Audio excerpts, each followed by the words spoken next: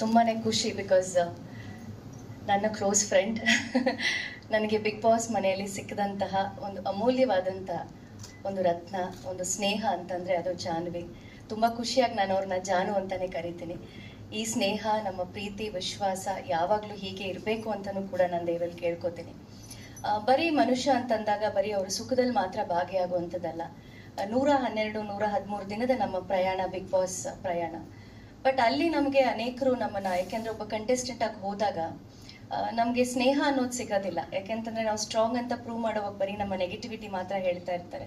But ನಿಮ್ಮಲ್ಲೂ ಛಲ ಇದೆ, ನಿಮ್ಮಲ್ಲೂ ಹಠ ಇದೆ, ನಿಮಗೆ ಗೊತ್ತಿಲ್ಲದಿರುವಂಥ ದೊಡ್ಡ ಶಕ್ತಿ ನಿಮ್ಮಲ್ಲಿದೆ ಅಂತ ಪ್ರತಿ ಸಲ ನನಗೆ ಹೇಳ್ತಿದ್ದು ನನ್ನ ಫ್ರೆಂಡ್ ಜಾನ್ವಿ. ಸೊ ಅಲ್ಲೂ ಕೂಡ ನನ್ನನ್ನು ಯಾವತ್ತೂ ಬಿಟ್ಕೊಟ್ಟಿರ್ಲಿಲ್ಲ. ಬಿಗ್ ಬಾಸ್ ಮನೆಯಿಂದ ಹೊರಗಡೆ ಬಂದರೂ ಕೂಡ ನನ್ನ ಪರವಾಗಿ ಎಷ್ಟೇ ವಿರೋಧ ಇದ್ರೂ ಕೂಡ ನಾನು ನಿಮ್ಮ ಜೊತೆಗಿದ್ದೀನಿ ಅಂತ ಹೇಳಿ ಸದಾ ನನ್ನ ಜೊತೆ ನಿಂತಿದ್ರು. ಹಾಗಾಗಿ ಇವತ್ತು ಅವರ ಸುಂದರವಾದಂಥ ಕ್ಷಣ, ಸುಂದರವಾದಂಥ ಒಂದು ಈ ದಿನ ಏನು ಯುವ ಸರ್ಕಾರ ಸಿನಿಮಾ ಟೀಸರ್ ಇವತ್ತು ಲಾಂಚ್ ಆಗ್ತಿದೆ. ನಂಗೆ ತುಂಬಾ ಖುಷಿ ಈ ಒಂದು ಕಾರ್ಯಕ್ರಮದಲ್ಲಿ ನಾನು ಭಾಗಿಯಾಗ್ತಾ ಇರೋದು.